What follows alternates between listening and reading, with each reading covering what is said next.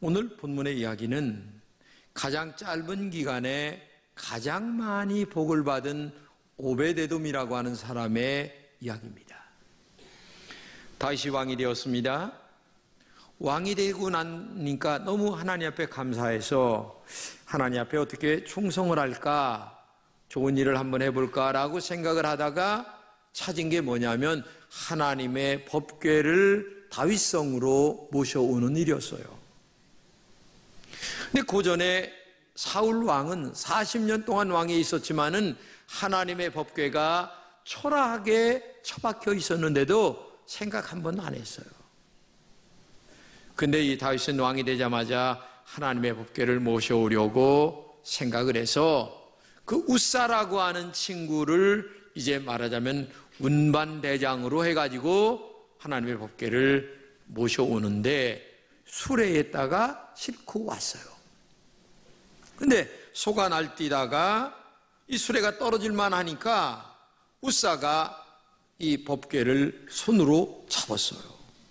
근데 이상하게도 이 우사가 즉사하여 죽은 거예요. 그러니까 법궤를 모셔오던 이 모든 일을 멈추고 하나님의 법궤를 어디로 모시냐면 가장 가까이 있었던 오베데돔이라고 하는 사람의 집에다가 우선 모셨어요. 그런데 3개월 동안 모셨는데 이 오베데돔이 엄청나게 복을 받았다고 하는 것이 오늘 본문의 전체 내용이다. 자, 우리는 이 본문을 중심으로 오베데돔이 어떻게 복을 받았나를 함께 생각해 보려고 합니다. 첫째는 오베데돔은 가장 짧은 시간에 큰 복을 받은 사람이에요. 오베데돔이 짧은 시간에 큰 복을 받은 것은 한 가지, 하나님의 법궤를 모셨기 때문에 그래요. 그리고 그냥 모신 게 아니라 굉장히 성의와 정성을 다하여 하나님의 궤를 모셨습니다. 원래 이 법궤는 아무나 만지질 못합니다. 레위인이어야만 됩니다. 그리고 레위인 중에 고핫 자손이라고 하는 사람들만 이 법궤를 모시는데 수레에 모시면 안 됩니다. 어깨에 매서 모셔야 되게 돼 있었어요. 그런데 이 당시 다윗이나 아니면 모든 사람들이 오랫동안 하나님의 법을 연구를 못한 거예요. 그러다 보니까 인간들이 편리한 대로, 자기들 편리한 대로 하나님의 법궤를 수레에 싣고 모셔오는 거죠. 그러다 보니까 소가 날뛰는데 하나님의 법궤가 수레에서 떨어지게 된 거예요. 그러니까 우사가 급하니까 하나님의 법궤를 잡았다가 즉사해서 죽는 사건이 벌어지게 된 거죠. 근데 본문 7절에 보게 되면 하나님이 우사의 잘못을 인하여 진노했다, 이런 말씀인데, 아니 소가 뛰니까 법궤를 잡는 게 뭐가 잘못됐냐, 이렇게 볼 수가 있는 거죠. 근데 중요한 것은 민수기 4장 15절에 보게 되면 법궤를 운반할 때에는 반드시 레위지파 중 고핫 자손이 어깨에 매어서 운반하게 되어 있었어요. 그러나 우사는 이러한 법을 무시해버리고 블레셋이 개발한 거예요. 이게 원래가 그 수레라고 하는 것을.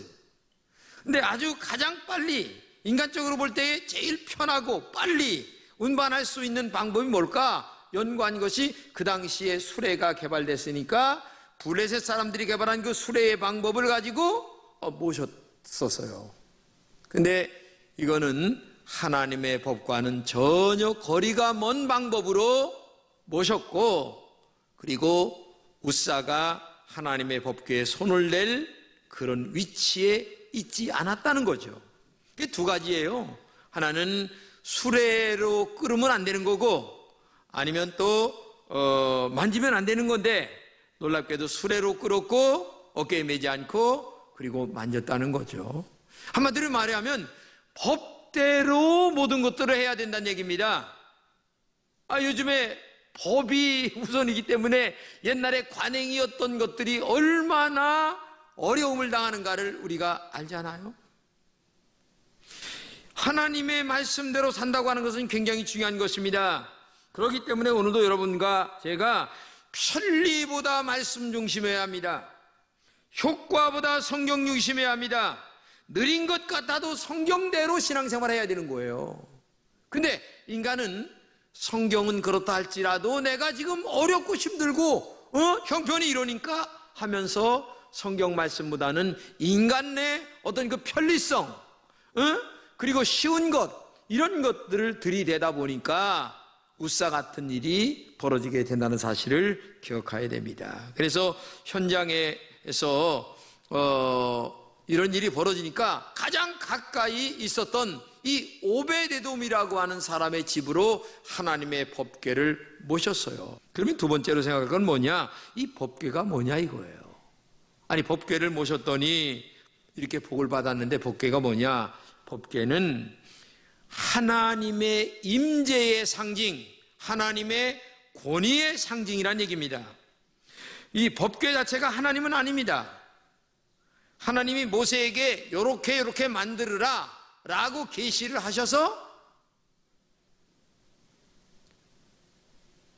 그 사람들이 계시에 따라 이 궤를 만들었을 뿐이에요. 그런데 하나님은 상징적으로 이것은 나를 상징하는 것이다. 그리고 내가 이 법궤에 임재한다라는 거예요. 사실 여기 교회가 있습니다. 이 교회는 건물입니다.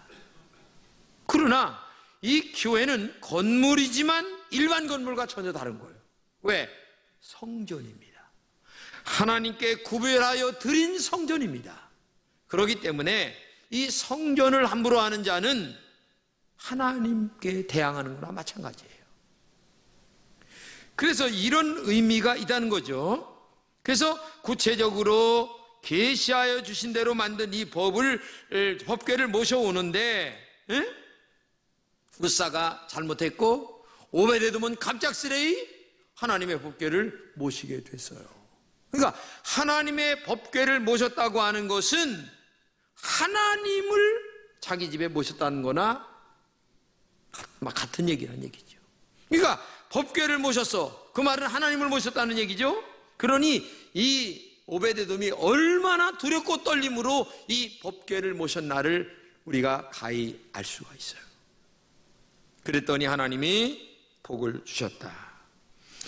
우리가 신앙생활할 때에 오베데돔처럼 하나님이 내 인생에서 1번이 돼야 되고 가장 소중한 분이 돼야 되고 가장 으뜸이 되는 신앙으로 우리가 신앙생활을 해야 된다는 것을 말씀하고 있는 겁니다. 그것은 먼저 우리 마음 중심이 하나님이 보실 때에 예뻐야 돼요.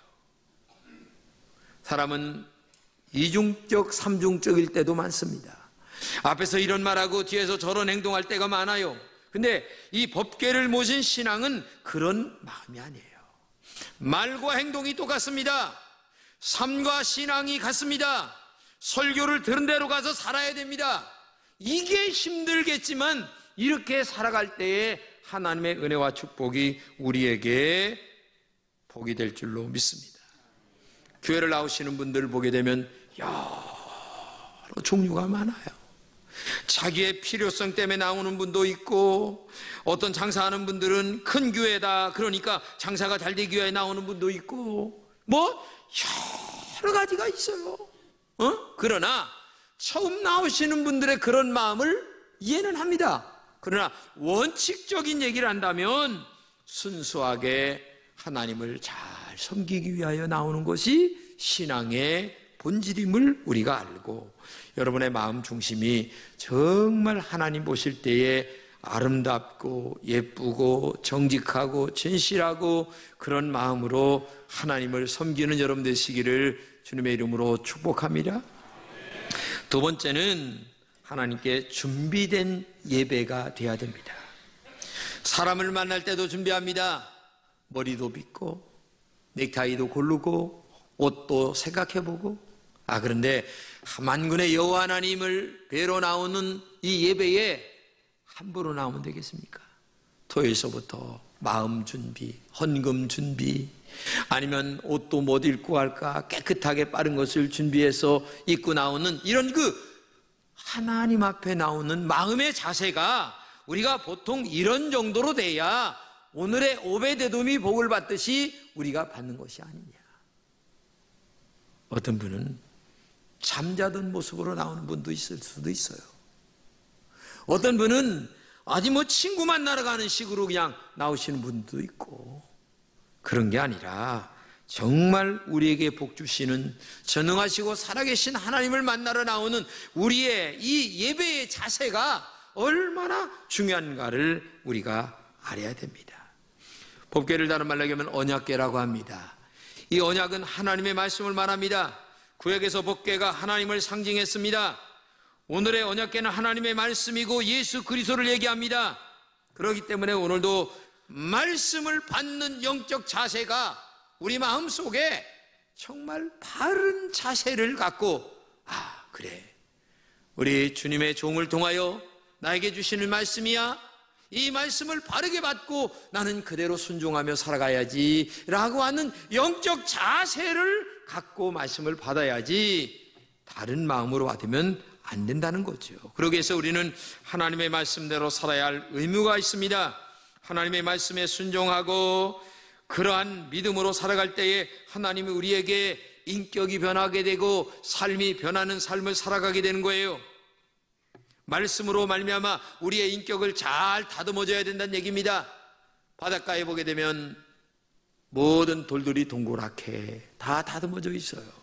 하도 파도에 부딪히고 돌에 부딪히다 보니까, 마찬가지로 하나님의 말씀에 내 마음에 깨달음을 갖고 우리의 마음에 이렇게 아주 뾰족하게 생긴 마음들을, 그래, 잘라야지, 이거는 아니야, 내가 너무 인격적이지 못해, 이런 것들을 우리가 다듬어서 아름답게 하나님의 사람으로 우리가 살아가야 되지 않겠느냐 하는 것들을 말씀하고 있는 것입니다.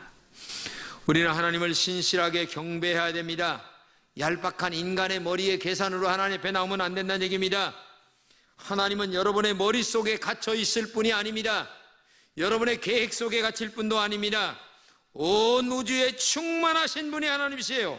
그렇기 때문에 오늘도 이 패역하고 악한 세대 속에서 여러분과 제가 바른 마음의 중심과 말씀 중심의 신앙으로 하나님 앞에 바르게 서는 여러분 되시기를 주님의 이름으로 축복합니다.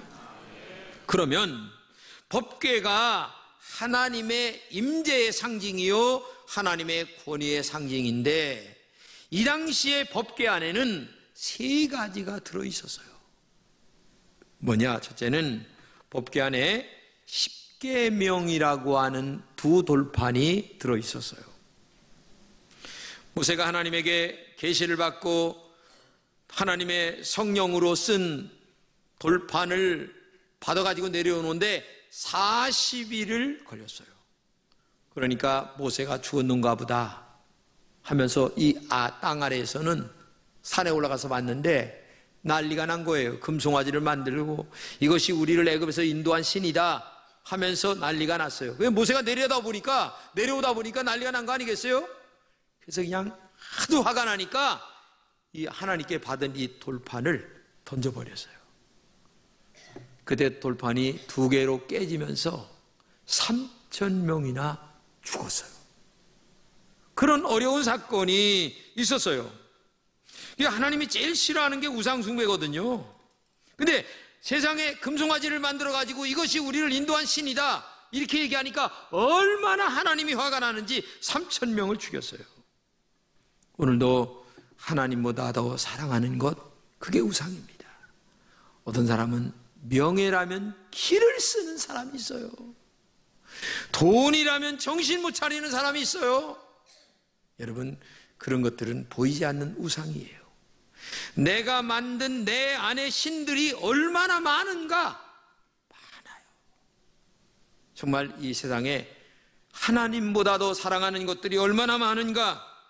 그렇기 때문에 오늘도 여러분과 제가 시편 1편에 있는 대로 복 있는 사람은 여호와의 율법을 즐거워하며 그 율법을 주야로 묵상하는 자로다 하신 것처럼 하나님의 말씀 중심으로 살아가는 여러분들이 되시기를 바랍니다.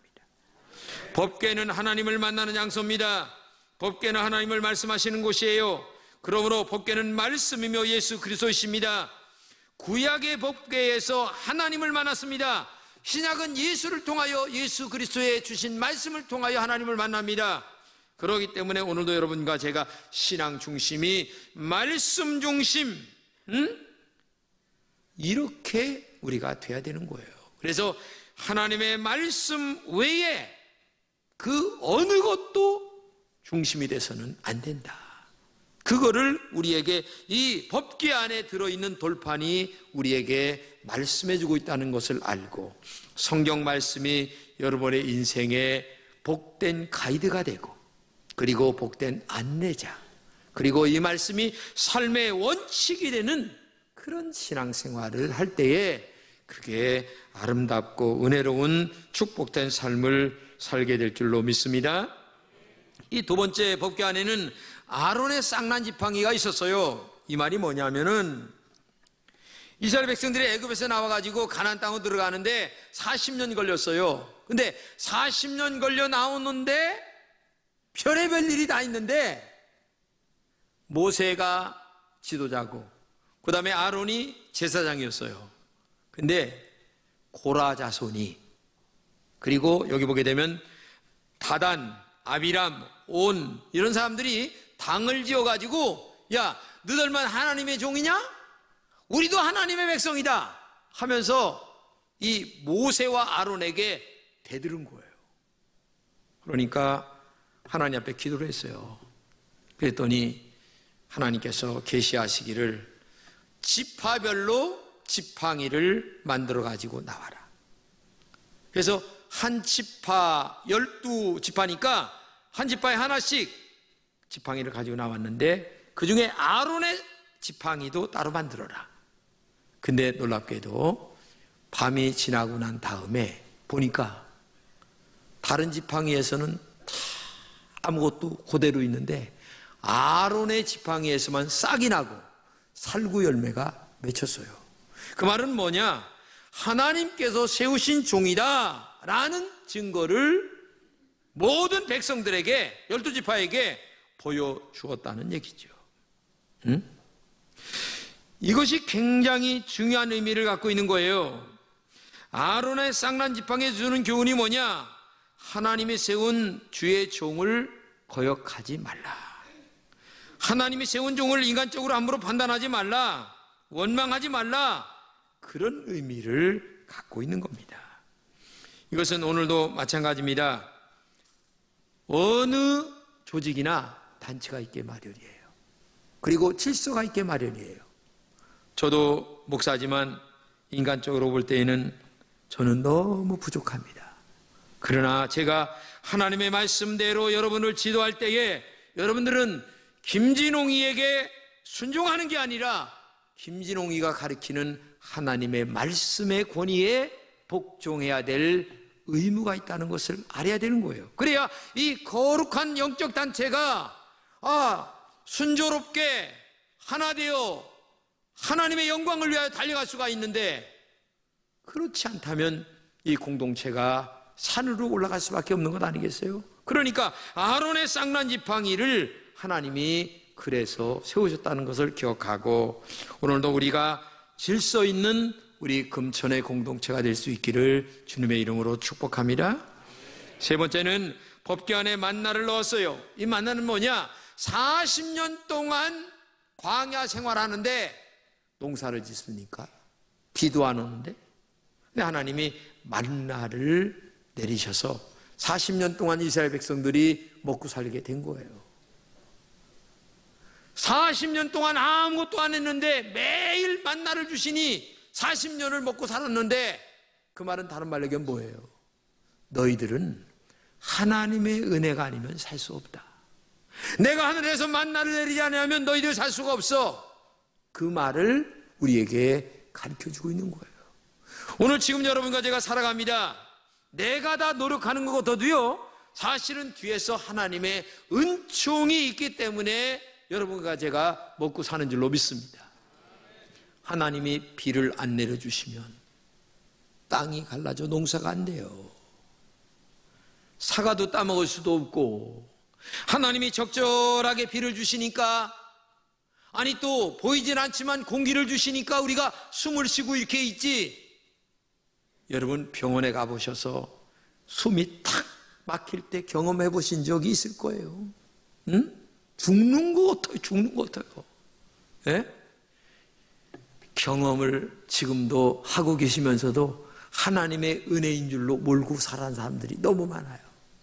이게 오늘도 만나를 먹이시는 이 하나님의 은총이 얼마나 큰가를 알고, 오늘도 하나님의 은혜 가운데 내가 살고 있습니다. 은혜 가운데 이 자리에 나왔습니다. 날마다 하나님의 은총 가운데 살고 있음을 고백하는 여러분 되시기를 주님의 이름으로 축복합니다. 하나님이 없으면 나는 살 수 없다는 이 신앙 고백이 얼마나 중요한가를 알아야 돼요. 내가 노력한다고 해서 다 잘 됩니까? 그래서 성경은 이렇게 갑니다. 손이 수고한 대로 먹는 것이 큰 복이다. 여러분, 내가 노력한 것만큼 월급 타고, 노력한 것만큼 건강하고, 노력한 것만큼 살아가는 것도 큰 복이에요. 아니 근데 노력한 것만큼도 안 되는 분들이 얼마나 많아요. 에? 손이 수고한 대로 거두지 못하는 분들도 너무 많아요. 애썼는데도 안 되는 분들이 너무 많아요. 그런데 우리는 손이 수고한 대로 먹고 있다는 것 자체가 얼마나 감사. 에? 이걸 알면서 하나님의 은총으로 살고 있다, 이 고백이 여러분들에게 있기를 축복합니다. 그러면 법궤를 모신 이 오베데돔이 받은 복이 뭐냐? 첫째는 가문이 잘 되는 복이었어요. 여러분 굉장히 중요한 얘기입니다. 이게 아까 모세에게 대항했다고 그랬잖아요. 근데 모세에게 대항한 대표가 누구냐면 고라요. 고라 아니면 여러 사람들이 대항을 했는데, 그 고라의 자손 중에 한 사람이 누구냐면 오베데돔이야. 그러면 이 오베데돔은 멸망받을 놈이에요. 복을 받아서는 안 될 사람이야. 근데 고라의 자손 중에 하나가 오베데돔인데, 이 오베데돔이 하나님의 법궤를 잘 모셨더니 하나님께서 석 달간 모셨는데도 굉장히 큰 복을 주셨어. 그러니까 한마디로 얘기하면 가문의 저주가 끊어진 거야. 어떤 사람은 우리 가문은 안 되는 가문이야. 아유, 우리 조상은 왜 이렇게 물려준 것이 없어? 이렇게 얘기하는 사람들 많은데, 신앙 안에서는 이런 건 다 노야. 조상이 안 물려줘도 괜찮아. 못 배웠어도 괜찮아. 건강이 빈약해도 괜찮아. 하나님 앞에 기도하고 말씀대로 살고, 그리고 성경대로 살기만 하면 하나님이 오늘의 오베데돔이 되게 하실 줄로 믿습니다. 가문의 저주가 끊어지는 거야. 가문의 저주가. 이게 얼마나 큰 축복인가를 여러분 알아야 돼요. 그렇기 때문에 내가 신앙생활 잘해야지 하는 마음을 가져야지, 조상 탓하고 못 배운 거 탓하고 물려받지 못한 거 탓하는 그런 어리석은 신앙생활 하지 마세요. 응? 내가 형편이 어떻다 할지라도 오늘 오베데돔에 되어서 하나님 섬기는 것처럼 섬기면 하나님이 복을 주신다, 이걸 기억하고 가문의 저주를 끊어버리는 이런 은혜의 역사가 있다는 것을 기억하고 여러분 믿음 생활 잘하시기를 축복합니다. 그리고 두 번째는 자녀의 복을 받았어요. 세상에 자손의 번창을 받는 거예요. 그리고 자손이 그냥 번창만 된 게 아니고 잘 된 거야. 잘 된 거야. 이게 축복이에요. 할렐루야. 나보다 내 아랫대가 잘 돼야 되는 거예요.